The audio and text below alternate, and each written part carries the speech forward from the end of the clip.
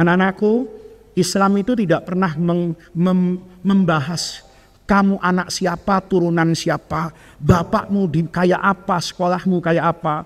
Tapi Islam itu mengajarkan anak-anakku bahwa Allah itu tidak pernah menyia-nyiakan amalan baik yang pernah kamu tanam di sini. Kalau kamu yazruk kebaikan di pondok ini, maka kamu akan yahsud kebaikan di masa yang akan datang.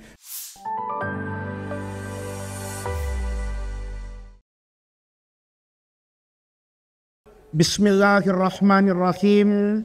Alhamdulillahi rabbil alamin.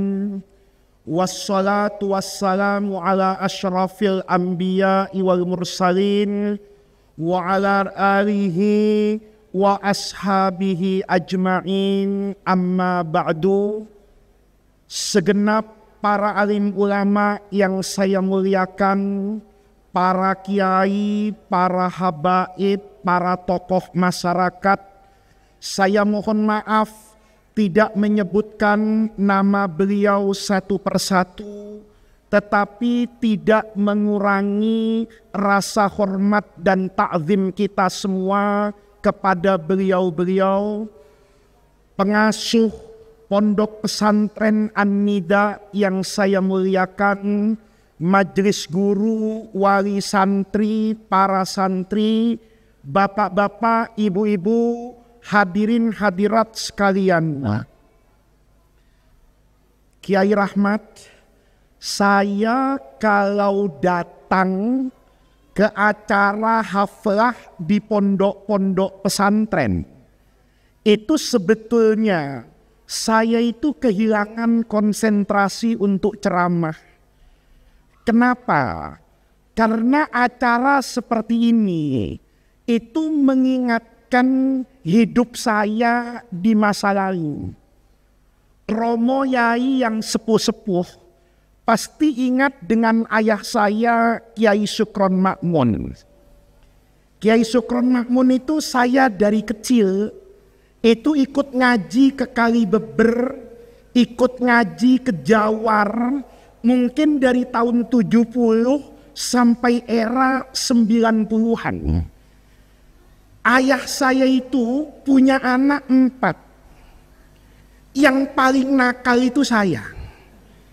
Anaknya Kiai Sukron yang tidak pernah ngaji sampai hatam itu saya. Tapi Kiai, kalau hataman saya hadir. Jadi saya ini tidak pernah hatam ngaji, cuma ikut hataman jadi kiai. Jadi kalau ada santri di pesantren An-Nida ini sudah hatam, ikut hataman, tidak jadi kiai, itu namanya takdir. Karena yang tidak hatam tapi ikut hataman, hari-hari ini ceramah di acara hataman. Saya ini kiai sudah 3 minggu tidak pulang-pulang ke Jakarta. Muter di Kalimantan, muter di Jawa Tengah, ke Lampung, semua acaranya haflah akhirus sanah, hataman kitab-kitab. Santri itu hormat sama saya sebagai penceramah. Dia tidak tahu kalau yang ceramah itu tidak pernah hatam. Saya ingin cerita sama Bapak, ini sesuatu yang penting dalam dunia pesantren. Saya ini betul kata orang Jawa Gus. Saya juga sekolahnya itu mesti sopan orangnya. Mesti sami'na wa ata'na. Nasihat guru didengar, ditaati.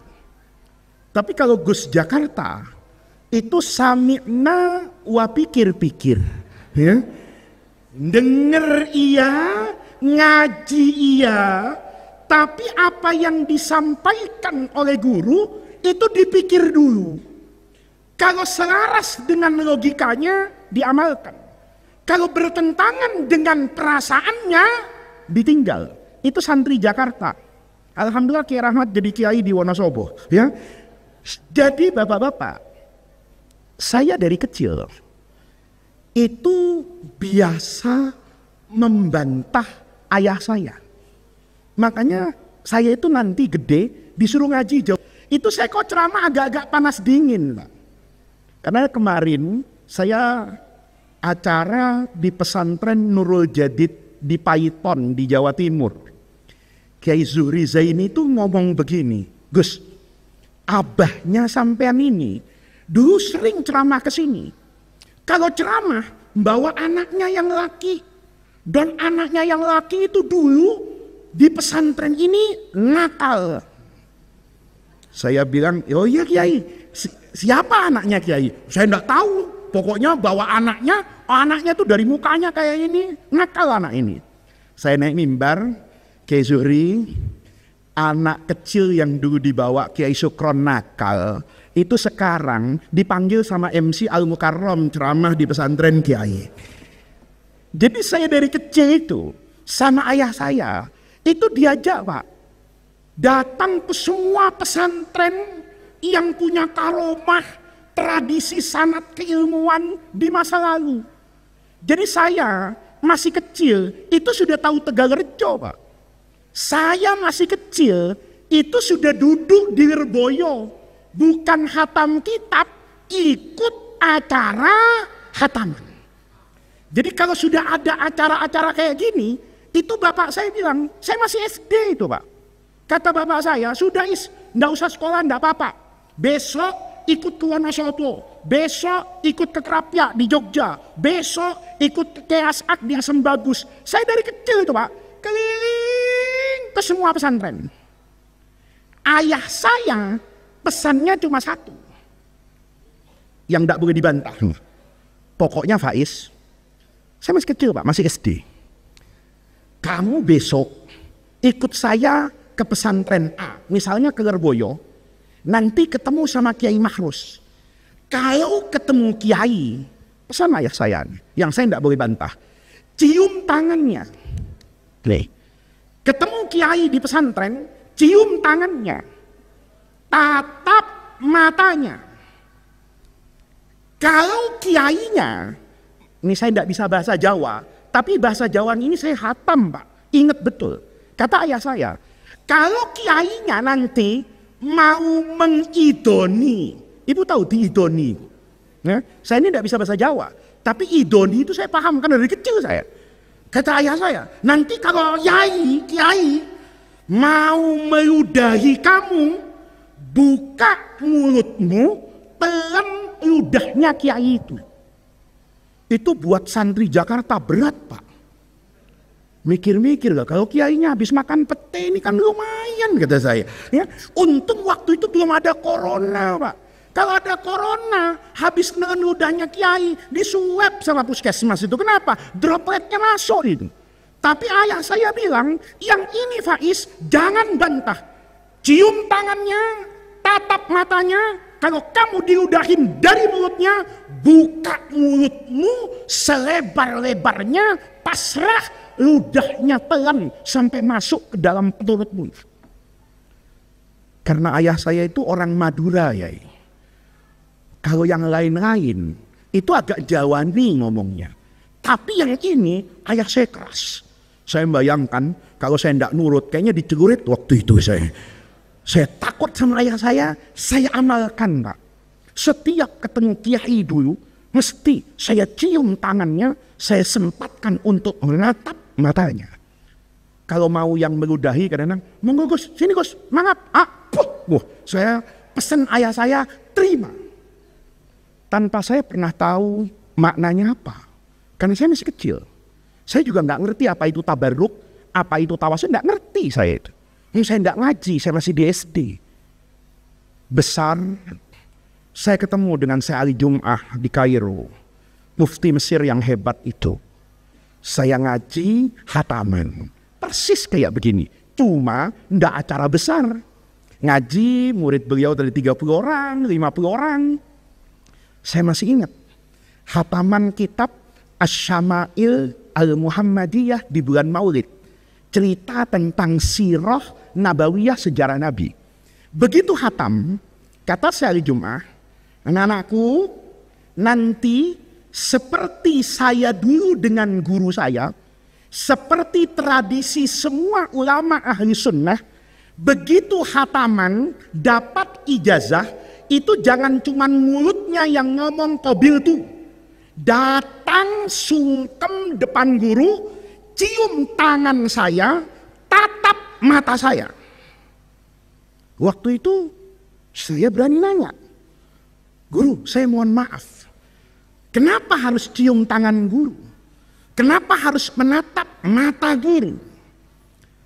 Kata Syekh Ali Jum'ah di Masjid Al-Azhar dulu itu, beliau ngomong begini, kamu jangan lihat tangan ini tangannya Ali Jum'ah. Tapi yang harus kamu yakini, bahwa tangan ini pernah bersentuhan dengan tangan, yang tangan itu bersentuhan dengan tangan, yang tangan itu bersentuhan dengan tangan, tangan ini saling berjabat tangan sampai tangannya Imam Syafi'i, tangan Imam Syafi'i menjabat tangan gurunya Imam Malik, maka tangan Imam Malik berjabat tangan dengan gurunya Sayyidina Nafi', Sayyidina Nafi' berjabat tangan dengan tangan gurunya Sayyidina Abdullah ibni Umar, tangannya Sayyidina Abdullah ibni Umar itu bersentuhan secara langsung dengan tangannya Rasulullah atau melewati ayahandanya Sayyidina Umar ibn Khattab menyentuh tangannya Rasulullah. Kamu sentuh tangan saya, maka kamu punya keistimewaan sanad ilmu, tanganmu pernah bersentuh dengan tangan yang tangan ini bersentuh sampai ke Rasulullah. Saya bilang, kenapa harus saya tatap matanya? Kalau kamu pernah menatap mata saya, maka mata ini pernah bertemu dengan mata, yang mata itu sambung menyambung sampai ke Rasulullah. Matanya Rasulullah itu pernah melihat malam Isra Mi'raj, mala ainun ra'at wala udhunun sami'at wala khatara fi qalbil bashar, melihat keindahan yang tidak bisa dilukiskan oleh manusia siapapun. Kau lihat mata saya, kau harus yakin mata ini melihat mata-mata yang bersambung kepada matanya Sayyidina Rasulullah sallallahu alaihi wasallam. Maka sekolah kayak begini nih Bu, mahal. Saya dulu diajarin sama bapak saya. Ayah saya itu kan suka ceramah kemana-mana. Tapi kalau Ramadan enggak kemana-mana, ngaji Riyadus Shalihin. Bapak saya itu bilang, kamu ngaji sama saya, itu ngaji saya udah tuaan, udah sudah jadi Gus bener lah. Ya. Kalau dulu kan Gus setengah bener. Duduk, kata ayah saya, tahu saya dulu ngaji Riyadus Shalihin dari paman saya di Madura, kata ayah saya. Namanya Kiai Abdul Bari bin Zainar Ridho. Saya tanya, Kiai Abdul Bari itu mondok di mana, Abi? Kata ayah saya, di Tebuireng. Begitu jawab Tebuireng, maka saya cepat-cepat itu. Walaupun itu bapak saya cium tangannya, saya lihat matanya. Kenapa?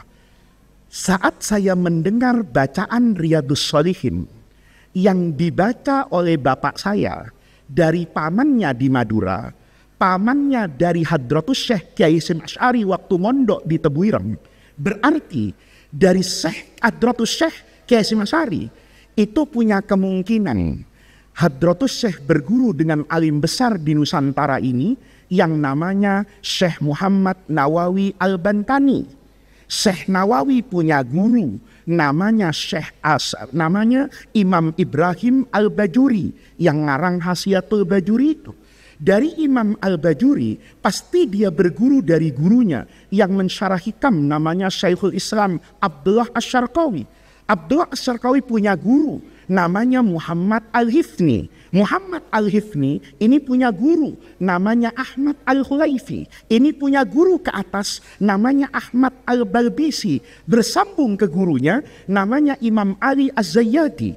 Imam Ali Az-Zayyadi itu punya guru Samsuddin Ar-Ramli dan Imam Ibnu Hajar Al-Haythami. Itu berguru kepada Syekhul Islam yang ngarang Fathul Wahab namanya Imam Zakaria Al-Ansari. Syekhul Islam Zakaria Al-Ansari ini pasti ngaji ke atasnya kepada kitab yang sering Bapak kaji di pesantren namanya Tafsir Jalalain Imam Jalaluddin Al-Mahalli bersama dengan Imam Ibnu Hajar Al-Asqalani. Orang dua ini pasti ngaji dari alim besar di Mesir namanya Imam Abdurrahim bin namanya Imam Ahmad bin Abdurrahim Al-Iraqi yang mentahrid hadisnya Ihya.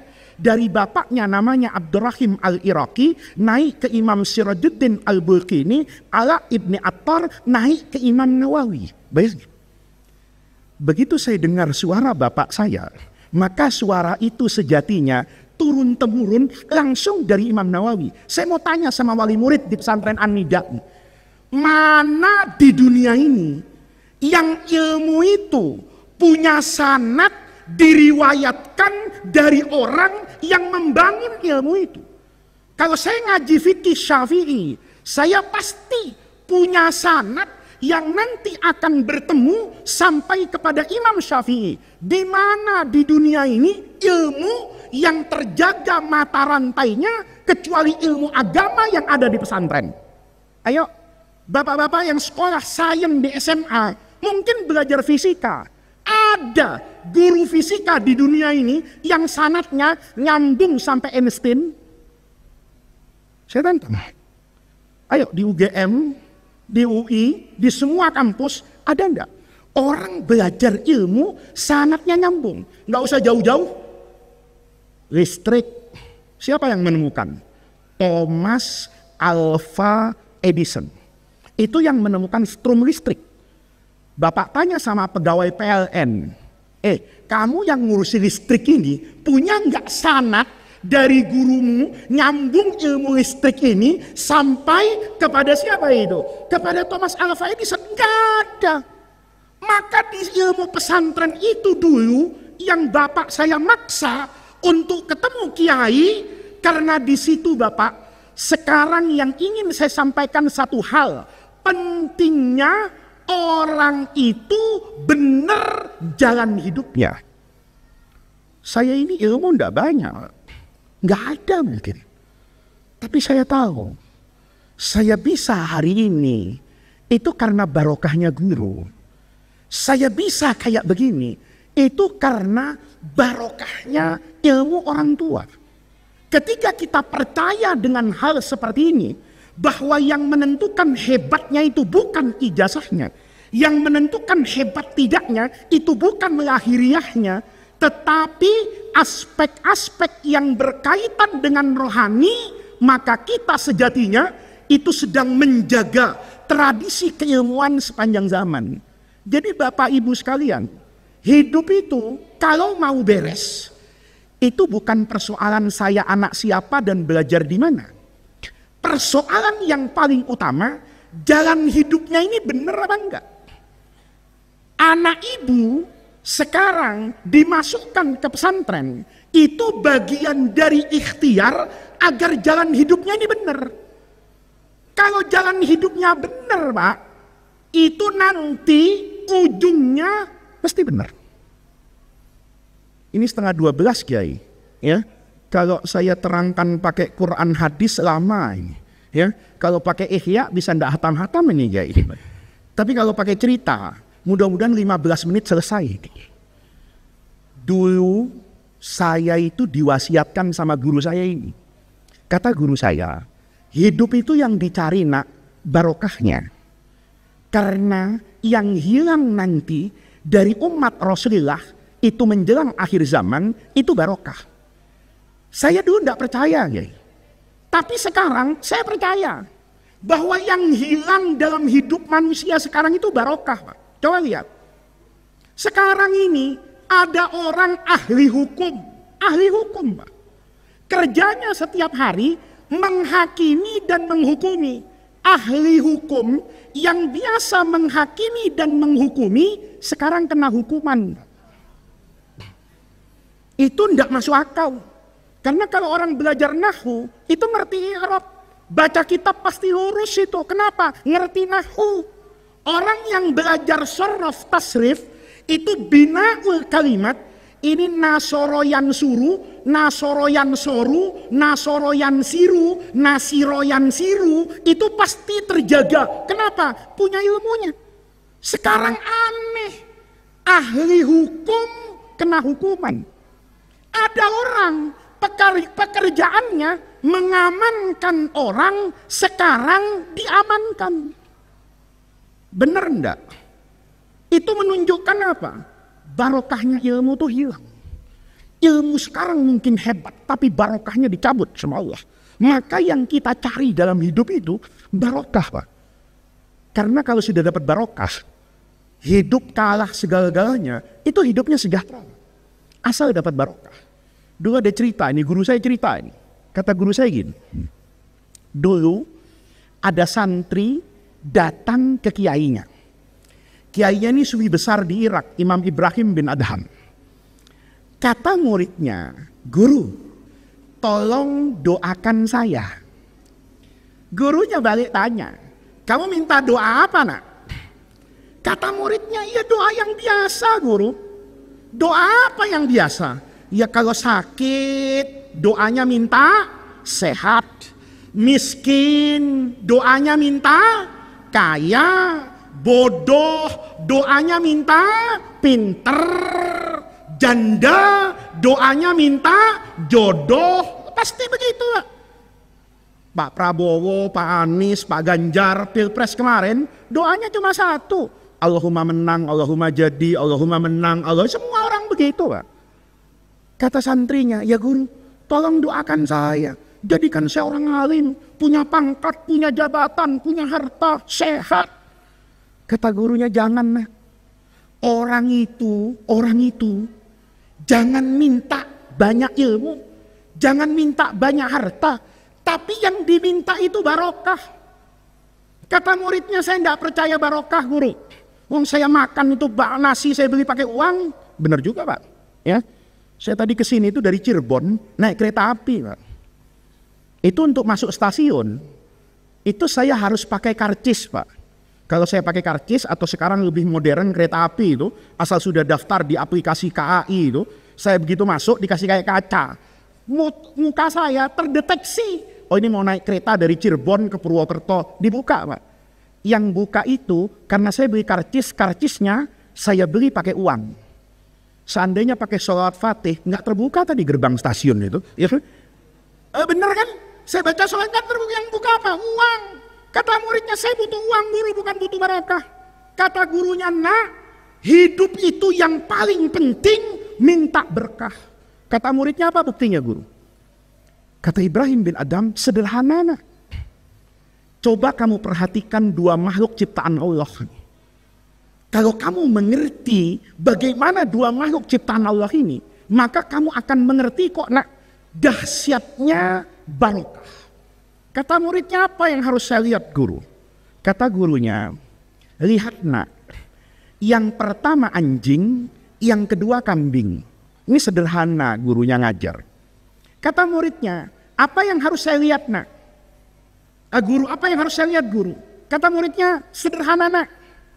Lihat tiga hal. Yang pertama, coba kamu perhatikan.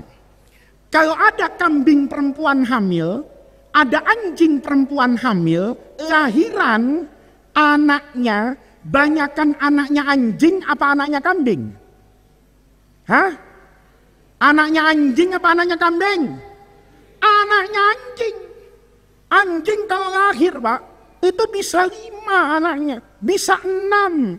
Kambing kalau lahiran, paling banyak 2. Kadang-kadang bahkan cuman 1.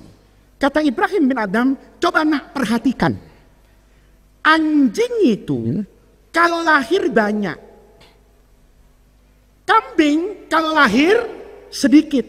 Tapi nanti setelah anak kambing lahir, anak anjing lahir, Kalau dihitung populasinya, jumlahnya secara keseluruhan, ternyata data menunjukkan jumlah kambing itu lebih banyak daripada jumlahnya anjing. Padahal waktu lahiran banyak kan? Banyak kan? Anjing. Kata muridnya, benar juga guru ya. Anjing lahir banyak, kambing lahir sedikit, tapi kok banyak kan kambing? Kata gurunya, bukan cuma itu nak. Perhatikan yang kedua. Apa guru? Setiap hari ini, yang paling banyak mati, anjing apa kambing? Anjing apa kambing? Kambing. Kalau ndak percaya, Bapak besok, ya, asal ada tukang sate dari Wonosobo sampai Banjarnegara, tanya, Pak, sampean ini dagang sate ya? Nggih. Tanya kalau berani, ini sate kambing apa sate anjing? Coba tanya. Satenya sate apa? Sate kambing. Berarti tiap hari yang mati kambing. Asal ada tukang sate, Bapak pastikan pasti tadi pagi kambing almarhum. Kenapa? Yang dijual sate kambing. Ada ibu-ibu hamil di Wonosobo. Itu kalau kata anak Gen Z sekarang, itu kambing Pak kena mental. Kenapa kena mental? Ngeliat dia, ya Allah, ini perempuan hamilnya besar banget nih. Ini kalau kandungannya, ternyata anaknya laki kembar 2, begitu lahiran kita mati berempat, kata kambing. Kenapa? Akekah. Bapak kalau punya anak bayi, laki, akekah, motong kambing kan? Kalau bayinya laki, berapa kambing? 2. Kalau kembar 2, berarti kambing mati 4. Kambing Pak, ada pengumuman haflah akhir sanah pesantren An-Nida, itu kambing sudah nggak bisa tidur Pak. Kata kambing, yang haflah santri, kenapa yang mati saya? Saya enggak tahu, mudah-mudahan kiai ya, di rumah kiai ada kambing mati, mudah-mudahan gitu. Ya iya kan, ada acara kayak gini, yang mati siapa? Kambing. Ibu-ibu ke pasar besok, tanya sama orang di pasar, Pak, di mana tempat jualan kambing? Ditunjukkan di sana Bu. Coba tanya di Wonosobo, Pak, mana tempat jualan daging anjing? Pasti ditanya. Ibu nanya, apa ngajak berantem? Kan begitu. Bener enggak? Berarti yang mati tiap hari kambing. Aneh kan? Kambing lahirnya sedikit, dimakan orang sedunia, tapi enggak habis-habis. Anjing lahirnya banyak, dagingnya enggak dimakan, jumlahnya sedikit. Muridnya Taslim ngomong ke Ibrahim bin Adam, iya guru ya, ternyata berkah itu ada. Yang dapat barokah itu ternyata kambing, lahirnya sedikit jadi banyak. Yang kehilangan barokah, anjing, lahirnya banyak jadi sedikit. Muridnya tanya, apa sebabnya guru? Kata gurunya, sebelum sampai ke sana nak, perhatikan hal yang ketiga. Kalau dengan memperhatikan lahir dan populasi, kita yakin yang dapat barokah itu kambing, saya melihat hal yang ketiga lebih unik lagi. Kalau dari ukuran lahiriah manusia di mana manusia itu dihormati dan dimuliakan, seharusnya anjing itu lebih mulia dari kambing. Kata muridnya, kok bisa guru? Coba nak, kamu pakai ukuran parameter, manusia itu dihormati karena apa? Ini karena sudah malam, 3 hal saya jelasin. Kata Ibrahim bin Adham, manusia dihormati itu biasanya karena 3 hal. Yang pertama nasabnya. DNA nasab itu penting.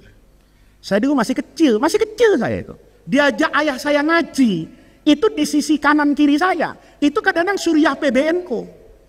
Padahal saya itu kecil, pakai celana, masih SD, di samping saya itu kadang-kadang Suriah PBNU. Banser itu udah gregetan. Ini anak kecil, kok duduknya di depan? Tahu-tahu ansornya muncul, Gus. Kalau sudah disebut Gus, itu aman.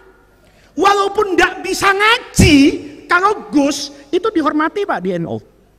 Bener nggak? Bener nggak? Asal anak kiai dihormati. Dihormatinya karena apa? Nasab. Bapak ke Jogja, sepinter apapun, tidak bisa bapak jadi raja. Kenapa? Bukan bangsawan. Maka manusia itu kadang-kadang dihormati karena nasabnya. Yang kedua, dihormati karena ilmunya. Yarfa'illahu alladhina amanu minkum walladhina utul ilma darajat. Yang ketiga, itu karena tampangnya. Ibu-ibu datang belakangan ke acara ini, kalau cantik disuruh ke depan. Tapi orang tidak cantik, jelek, datang di depan, yang cantik datang, diusir yang jelek. Maaf bu, ke belakang. Kenapa? Jelek bu, di depan, nanti estetika acara jadi tidak bagus. Orang cantik pakai baju apa aja, dipuji orang. Kenapa? Cantik. Orang jelek pakai baju bagus, disalahkan orang. Nggak tahu diri nih, bajunya lebih cakep dari orangnya, kan begitu. Nih lihat, 3 hal. Sekarang 3 hal nih, ayo kita pakai buat anjing sama kambing, Mbak. Yang pertama saya mau tanya sama orang Wonosobo. Kalau dari aspek nasab, itu muliaan anjing apa kambing? Kan sekarang maaf Habib ya, ada orang yang suka ngeributin nasab-nasab kalau nggak ada pekerjaan itu ya. Udah nggak usah bicara itu. Sekarang kita bicara nasabnya anjing sama nasabnya kambing, mulia mana? Kata Ibrahim bin Adham, kalau dari aspek nasab, itu muliaan anjing. Kenapa? Karena mbahnya anjing itu ada yang masuk surga. Sementara mbahnya kambing itu di surga Pak. Dikeluarkan sama Allah ke dunia. Bener enggak? Bu, anjing ada yang masuk surga enggak? Ada. Siapa? Ashabul Kahfi itu. Itu ada anjing. Bahasa Latinnya namanya Genesio. Di saat agama paganisme menyembah berhala berkembang di Romawi masa itu, maka ada fityatun amanu bi rabbihim, ini tokoh-tokoh pemuda itu tetap memegang agama tauhid warisan Nabi Isa. Maka mereka kalau mau ibadah sholat ngumpet di gua. Ngumpet di gua Pak. Anjing lewat. Genesio ini ngelihat orang itu sujud dan ruku, terpesona dia. Kata anjing, kalau ibadah nih ya begini nih yang benar. Karena dia kagum dengan sholatnya Maximilian waktu itu, salah satu dari Ashabul Kahfi, maka anjing ini jaga depan gua. Nanti karena anjing ini jagain orang sholatnya dikasih istimewa sama Allah, tidur 300 tahun, anjingnya ikut tidur 300 tahun, nanti anjingnya pemudanya bangkit dari tidur 300 tahun, anjingnya bangkit, kata ulama, pemudanya masuk surga, anjingnya ikut masuk. Jadi anjing ini istimewa, jagain orang sholat masuk surga, padahal tidak pernah hataman di pesantren ini. Jadi kalau di Wonosobo nanti ada banser masuk neraka, itu memang bodohnya Pak. Banser jaga pesantren. Tadi yang nyupirin saya dari Purwokerto itu banser, Pak. Banser jaga kiai. Kalau banser jaga ulama sebanyak ini, jaga pesantren sebanyak ini, masih masuk neraka, kan bodoh betul. Wong anjing cuma jaga 1 orang masuk. Anjingnya ndak pernah ngaji matan takrib, ndak pernah wudu. Kalau banser masih sholat, Pak. Bayangin. Anjing ini mulia karena ikut orang soleh, anjingnya ikut ke surga. Maka kalau nanti Bapak di Wonosobo ketemu anjing, nggak boleh dilempar Pak. Ini anjing itu najis mughalladhah, kata imam yang 3. Tetapi kemughalladhahannya anjing itu tidak berarti dia tidak bisa hidup dengan damai di bumi Allah. Kenapa? Karena anjing itu kepengen jadi saya Pak. Tapi takdirnya jadi yang menganjingkan anjing itu siapa Pak? Pak, yang nyiptakan anjing jadi anjing itu siapa? Allah. Karena semua diciptakan oleh Allah, maka rahmat Allah itu untuk semuanya. Maka Bapak kalau di Wonosobo ibu ada anjing, jangan dilempar batu. Nanti anjingnya bersuara, Bu, jangan lemparin saya Saya ini anjing mulia, keturunan anjing mulia. Kenapa? Karena kakek saya di surga, mbahnya ibu di mana? Repot jawabnya. Pak, sementara kambing ada di mana itu? Di surga. Allah keluarkan jadi fidaknya Nabi Ismail. Mulia mana? Yang dari dunia masuk surga, apa yang dari surga turun ke dunia? Pasti orang akan mengatakan yang dari bumi masuk surga itu lebih mulia. Jadi kalau soal nasab, kata Ibrahim bin Adham, anjing itu nasabnya lebih mulia daripada kambing. Satu, berarti anjing menang, Mak. Yang kedua, ilmu. Ilmunya anjing dengan ilmunya kambing hebat mana, Pak? Hebat ilmunya anjing. Ilmunya anjing dalam fikih itu bisa bermanfaat buat saya orang muslim.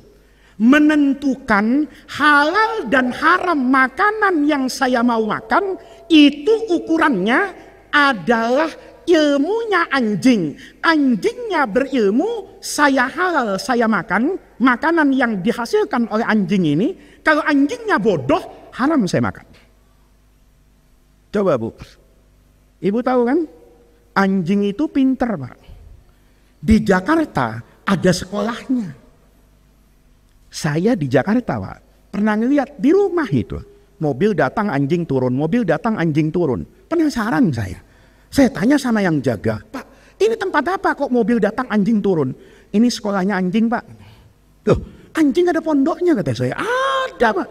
Yang lebih kaget lagi, uang SPP-nya, Pak. Anjing itu sekolah di Jakarta, SPP-nya 1 bulan 5 juta, Kiai. Di An-Nida berapa, Kiai?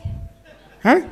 Jadi kalau besok Ibu, Kiai menaikkan uang SPP, itu bukan karena Kiai serakah. Kiai ingin agar anak Bapak Ibu SPP-nya tidak lebih murah dari anjing. Anjing ini 5 juta, Pak. Karena 5 juta, saya penasaran. Loh, kalau anjing sekolah sini bisa apa, Pak? Kata yang jaga, sudahlah Pak, saya panggilkan kepala sekolahnya. Masya Allah, datang kepala sekolahnya anjing, Pak. Gagah betul itu, pakai jas, pakai dasi, pakai sepatu. Saya sarungan, nggak apa-apa. Walaupun saya sarungan kan murid saya orang. Dia jasan dasian, muridnya anjing. Datang kiai anjing ini. Saya tanya, Pak, anjing kalau sekolah di sini bisa apa? Ayat yarfa'illahu alladzina amanu minkum walladzina utul ilma darajat, itu bukan cuma kiai karena berilmu derajatnya diangkat. Anjing kalau punya ilmu derajatnya diangkat sama Allah. Gurunya anjing tuh ngelihat saya pakai peci. Kata gurunya anjing nih, Bapak Islam ya? Iya. Bapak tahu kan? Dalam Islam anjing itu boleh dipelihara, boleh dimiliki, diantaranya untuk berburu. Saya jadi ingat fikih, Pak. Unik fikih Islam itu. Kalau Bapak mau makan binatang yang namanya al-an'am atau unggas yang halal, kayak sapi, kambing, atau ayam, maka syarat halalnya itu harus disembelih, Pak. Sembelihnya pakai apa? Islam nggak rewel. Mau pakai besi kayak pisau boleh, mau pakai bambu asal tajam silahkan, mau pakai benang asal yang dipotong itu ayam halal. Tapi fikih 4 mazhab mengatakan tidak boleh menyembelih binatang menggunakan alat yang berbahan dasar tulang. Nih, jadi kalau Bapak nemu tulang kayak gadingnya gajah, Bapak potong, Bapak asah tajam, Bapak jadikan pisau, itu haram Bapak makan kambing sembelihannya. Kenapa? Dipotong pakai bahan dari tulang. Tapi anehnya, tulang yang diharamkan oleh Allah untuk dijadikan pisau, itu fungsinya menurut mazhab yang 4 bisa diganti oleh giginya anjing. Padahal giginya anjing dengan tulang sama, tapi nanti jadi halal karena ilmunya anjing. Apa ilmunya anjing? Anjing itu binatang yang amanah, binatang yang bisa diajari.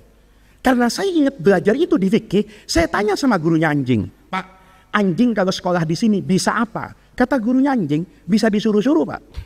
Saya bilang, gimana nyuruhnya Pak? Ya pakai bahasa anjing, kata dia. Loh, memang anjing punya bahasa? Ada Pak. Kalau sekolah di sini nanti anjing Bapak bisa disuruh-suruh. Karena penasaran, saya tanya gimana nyuruhnya. Diambil anjing betulan Pak. Ini saya ajarin Bapak ilmu komunikasi anjing. Ya, sayangnya tidak ada anjing di sini. Kalau ada anjing di sini, maka kalau status hadis ini mutasil sampai sanatnya kepada Saihul Anjingiyin, ya.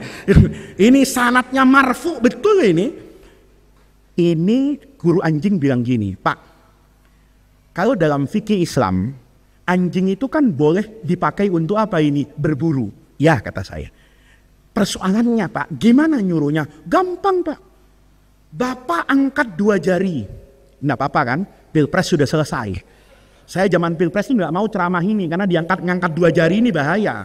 Ya, kata gurunya anjing, Bapak angkat 2 jari, pegang mata Bapak, begini nih.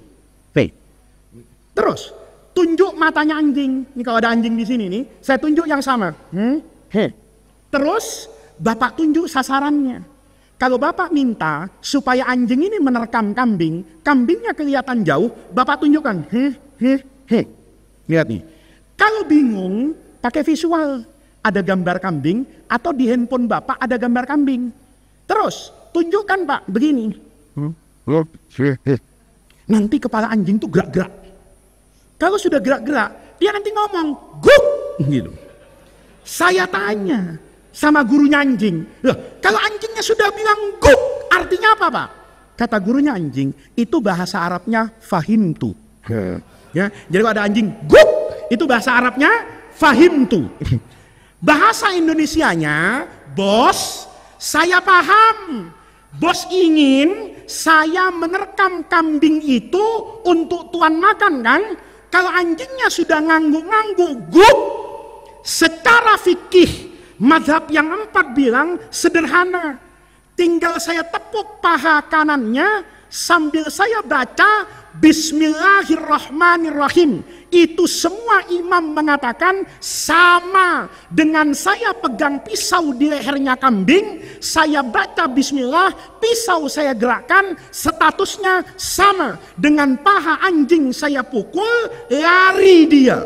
Lihat nih, dia kejar kambingnya, begitu dapat digigit lehernya, mati, teriak kuk kuk kuk. Saya tanya, apa itu? Intahaina. Ya. Selesai bos, lakot nafatul amro kama yurom. Ya. Bos kepengen kambing itu mati, sudah saya matikan. Saya datang. Kambingnya halal apa haram? Kambingnya halal apa haram? Tunggu dulu. Bisa halal, bisa haram. Siapa yang menentukan halal haram? Bukan Quran, bukan hadis, bukan kiai. Yang menentukan ilmunya anjing. Ini lihat. Kalau saya sampai kambingnya mati, anjingnya berdiri di sampingnya, kambingnya ini utuh Pak. Kepala, kaki 4, buntut, perut ada. Maka ini kambing pinter. Habis ngaji Fathul Qorib, babul wakalah wal amanah. Nih ya deh. Kan dia paham. Saya bilang nih, anjing, bunuh kambing. Tapi kambing itu punya saya. Kamu tidak boleh ngambil komisi terlebih dahulu. Jangan kayak kontraktor di kabupaten. Aspal-aspal belum jadi, komisinya sudah diambil 10%. Ini yang tepuk tangan yang tidak dapat bansos biasanya Pak.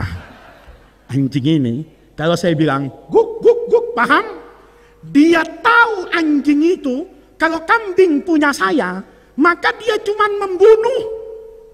Kalau sudah dibunuh mati, dia tahu bahwa status saya, kata anjing, itu wakilnya Faiz. Wal wakilu aminun dalam fikih itu. Semua wakil itu harus bisa dipercaya. Wakil itu tidak boleh melakukan apapun kecuali mendapatkan restu dari yang mewakili.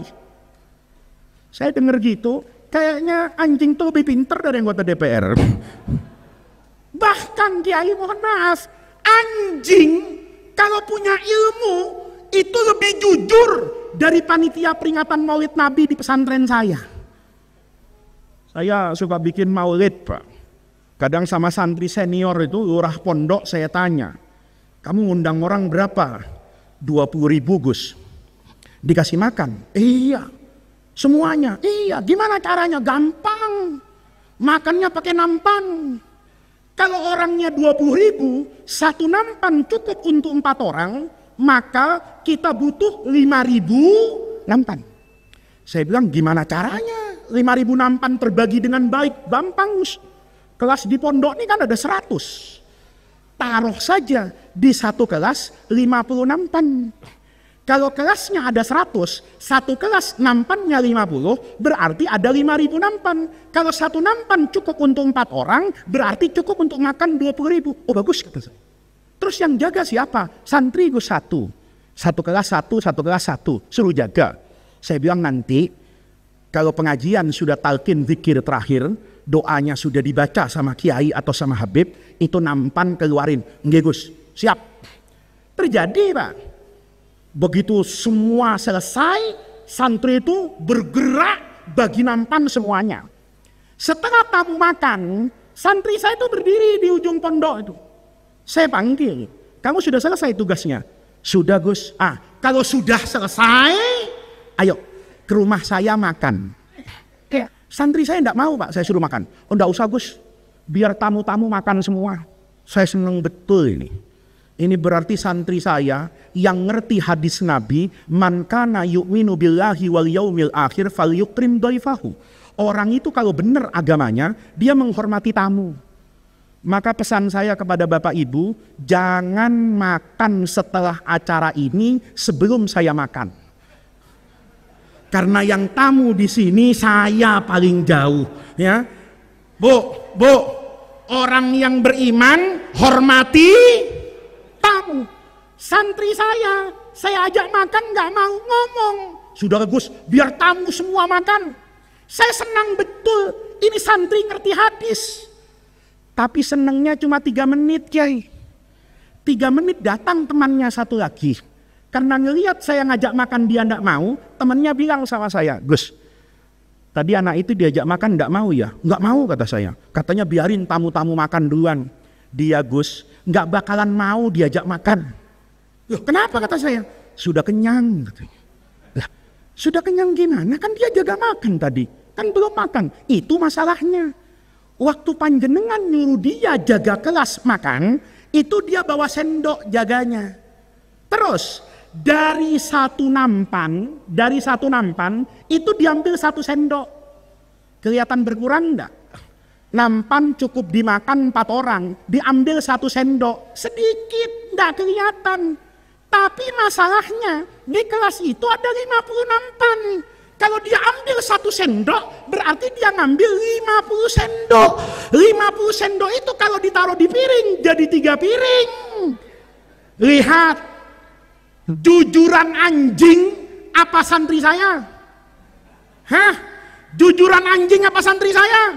Jujuran anjing. Anjing kalau sekolah bener bisa dipercaya. Saya kadang-kadang kalau ngelihat masih ada pejabat negara yang korupsi di negeri ini, saya usul supaya mereka yang korupsi sekolah di sekolahnya anjing. Yang tepuk tangan biasanya tim sukses yang nggak jadi biasanya. Yes. Kayaknya yang jadi bukan jagonya kemarin ini. Ya betul Pak, anjing sekolah jujur, tahu kalau kambing itu punya saya. Masa bupati, masa menteri, masa pejabat nggak tahu kalau APBN itu punya rakyat? Pinteran siapa? Pinteran siapa? Anjing ilmunya hebat. Kambing ilmunya bahaya.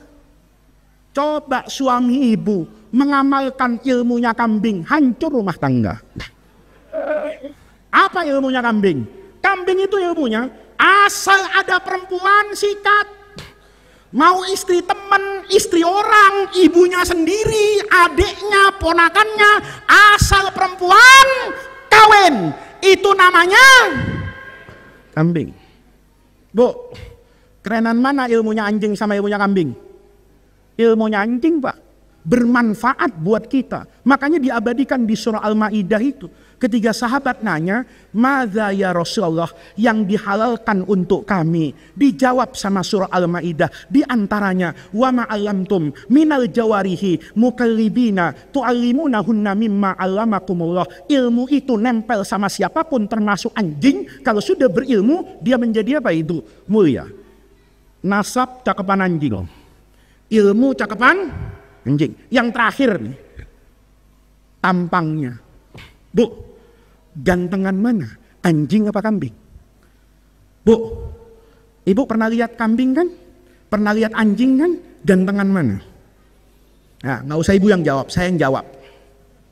Saya yang jawab karena saya punya pengalaman pahit, Kiai. Anak saya yang nomor 2, ini kejadian mungkin 15 tahun yang lalu. Masih kecil, 15 tahun yang lalu, itu suka betul sama binatang. Semua binatang suka. Termasuk anjing.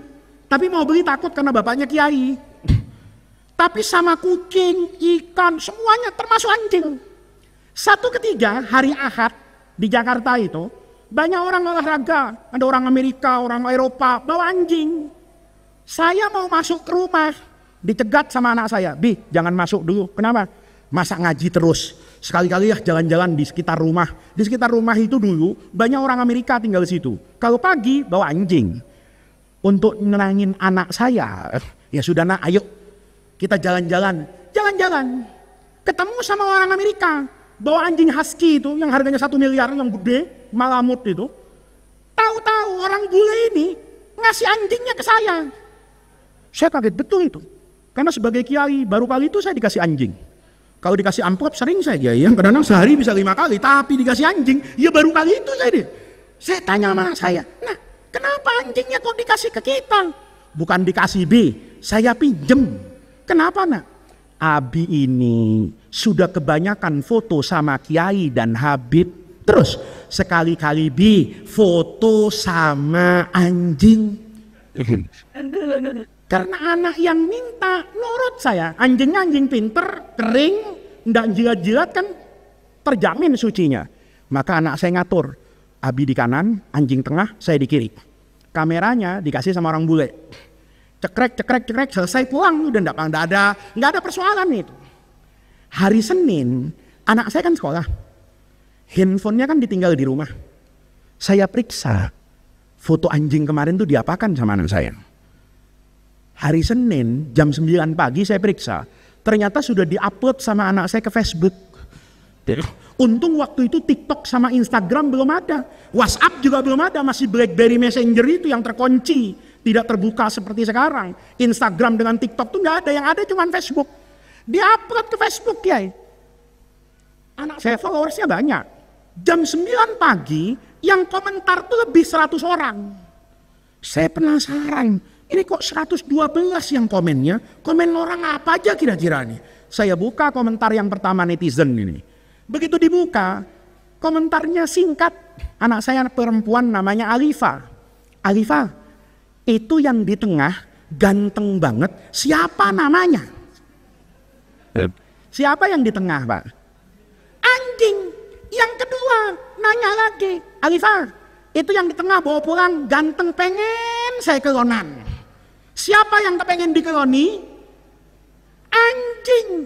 Itu saya buka, Pak, sampai 50 itu nggak ada yang nanya, "Alifa, bapak-bapak sarungan paling kananku sopo?" Nggak ada yang nanya. 50 semuanya nanya anjing. Semenjak itu, ya, saya nggak berani nyalon jadi anggota DPR. Saya nggak berani nyalon jadi gubernur DKI. Kenapa? Berdasarkan survei internal anak saya, dari 112 orang itu ngelihat saya dengan anjing, yang 50 nanya anjing karena gantengnya.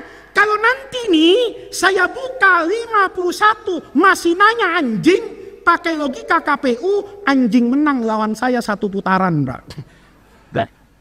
Bener nggak? Bener nggak? 50+1. Padahal, Kiai, 15 tahun yang lalu, Muka saya itu masih muka market friendly. Ya, 15 tahun yang lalu, mungkin di antara penceramah di Indonesia, muka saya termasuk ganteng 15 tahun yang lalu. Tapi ternyata muka saya lumayan 15 tahun yang lalu sama anjing kalah. Berarti gantengan anjing apa kiai? Gantengan anjing apa kiai? Kualat Pak, jawab anjing Pak. Gantengan anjing apa kiai? Takut dia. Yeah. Pengalaman saya, orang tertarik sama anjing kalah saya. Berarti anjing itu tampangnya pasti lebih hebat dari kambing. Kalau tidak percaya, ada polisi Pak.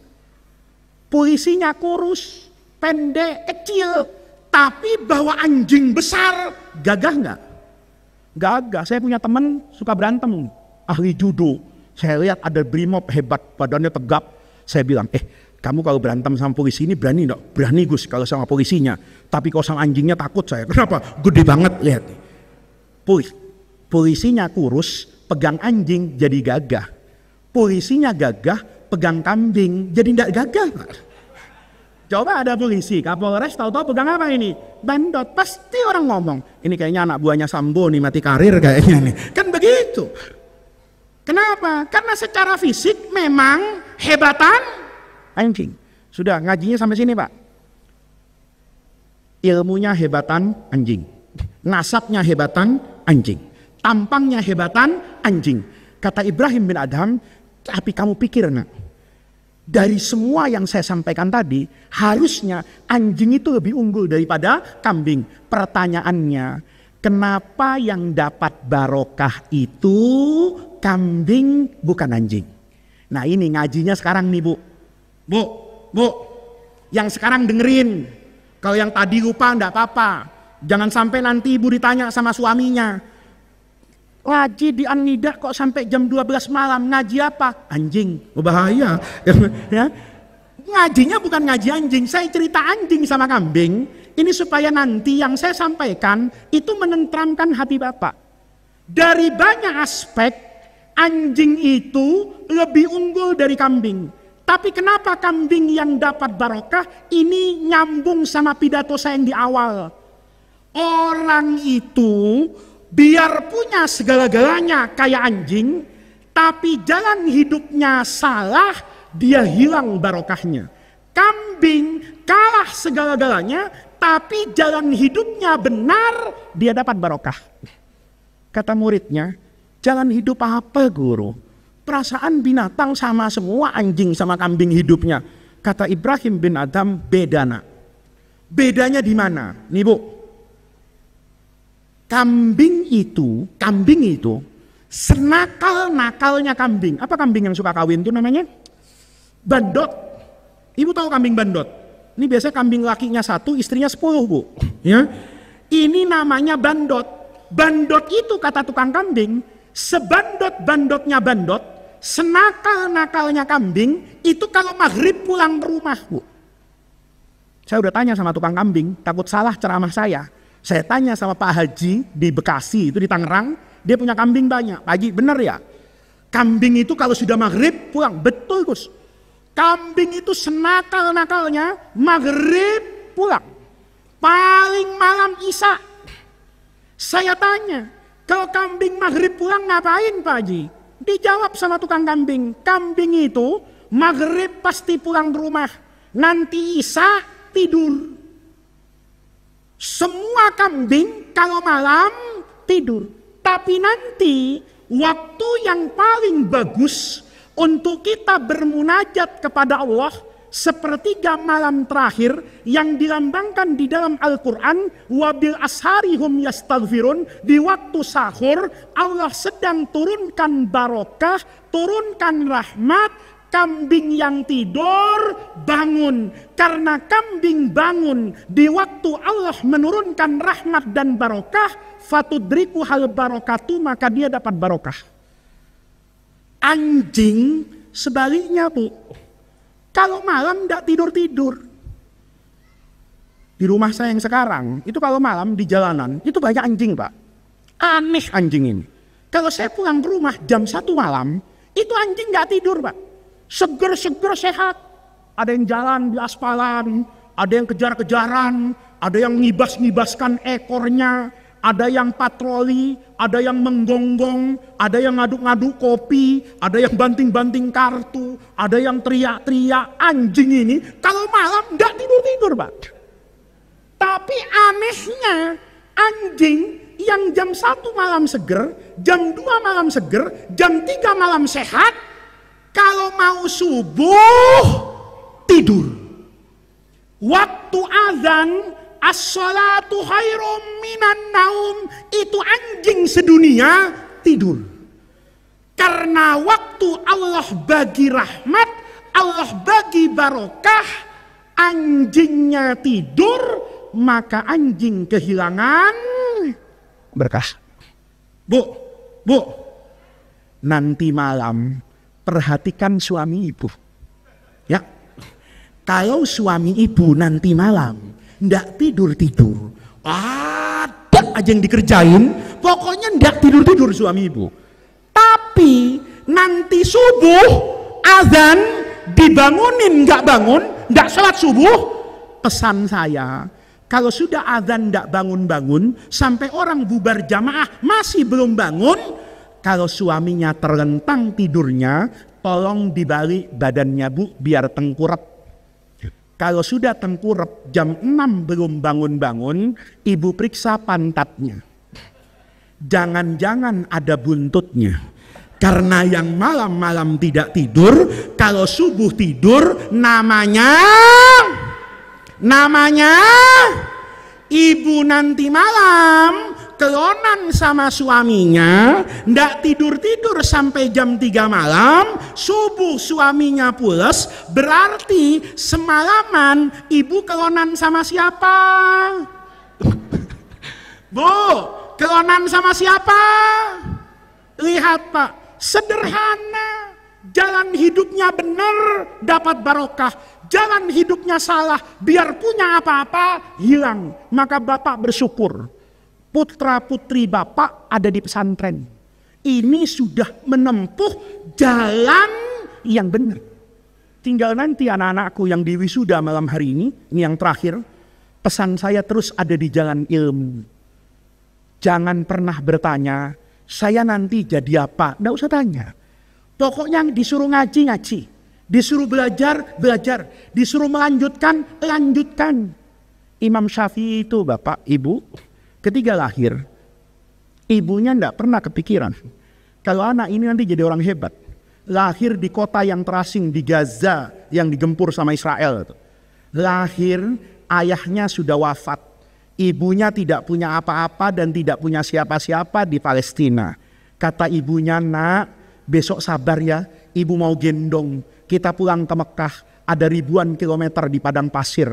Tapi saya ingin kau kelak minimal punya ilmu. Waktu ngomong itu, ibunya tidak pernah tahu kalau anaknya nanti jadi imam.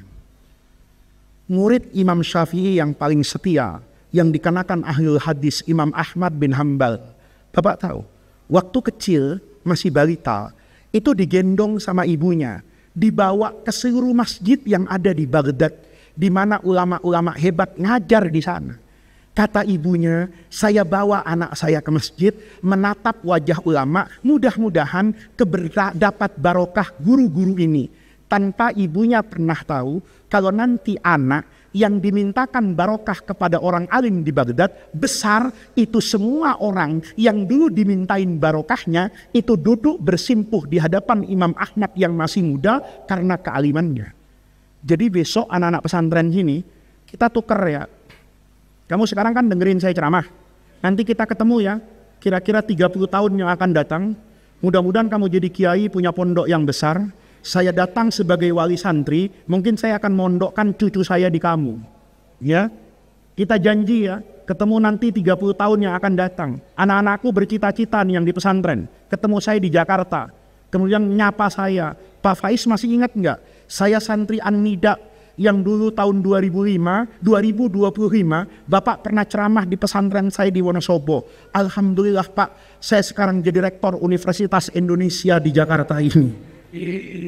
Anak-anakku, Islam itu tidak pernah membahas kamu anak siapa, turunan siapa, bapakmu kayak apa, sekolahmu kayak apa. Tapi Islam itu mengajarkan anak-anakku bahwa Allah itu tidak pernah menyia-nyiakan amalan baik yang pernah kamu tanam di sini. Kalau kamu yazrok kebaikan di pondok ini, maka kamu akan yahsud kebaikan di masa yang akan datang. Kalau kamu hari ini berjalan di jalan yang benar, mansaro ala darbi, kamu darbuka darbul ulama, maka cepat atau lambat, asal kamu ikhlas dan tulus kepada Allah, maka nanti akan wasola. Kamu akan sampai di sana. Jangan pernah berkecil hati. Saya di Jakarta, Kiai, itu bertemu, tapi tidak saya sebut namanya. Ada banyak profesor hebat, bahkan sekandung di UI, yang ibunya dulu itu jualan nasi pecel di stasiun Solo Balapan itu. Dijual bukan pakai kertas Pak, pakai daun pisang di kampung itu. Ibunya kalau subuh, dulu kan masih boleh jualan di kereta api. Itu kalau subuh, kereta datang dari Jakarta, dia jualan nasi dari daun-daun itu. Anaknya diajak di pinggir jalan.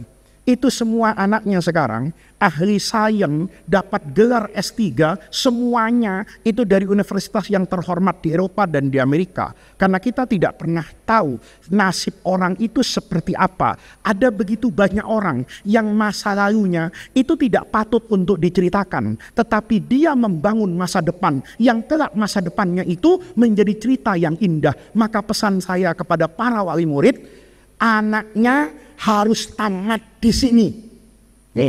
Saya ini punya pesantren di Jakarta. Tapi saya bilang sama Bapak, kalau nanti ada orang bilang, itu pesantren Darul Rahmannya Faiz itu lebih bagus dari An-Nida, jangan percaya. Semua orang itu, kalau sudah ditunjukkan di sini, sekolah sampai khatam. Kalau sudah selesai, baru pindah. Jangan jadi santri turis. Tahu santri turis? Saya dulu punya teman Pak, diuji, yang uji dia NUIN itu kaget. Kenapa? Nggak bisa apa-apa. Tapi ngakunya pernah mesantren di 10 pesantren hebat. Betul, tapi cuma sebulan. Kagarboyo baru belajar babul kalam, berhenti. Pindah lagi karena tahu pesantren sana. Sampai di sana belajar lagi bab toharoh. Belum selesai toharoh, berhenti, masuk pondok lagi, belajar bab kalam lagi, belajar toharoh lagi. 10 tahun dia pindah-pindah pesantren, tidak ada yang hatam, ilmunya tidak rapi, terstruktur Pak. Tapi percaya sama saya, sekolah itu anak-anakku tidak ditentukan dari gedung, tidak ditentukan dari metodologi, bahkan tidak ditentukan dari gurunya. Sekolah itu ditentukan dari hati kita. Sebesar itu ketulusanmu dalam ilmu kepada Allah, maka sebesar itu nanti yang akan Allah berikan kepadamu.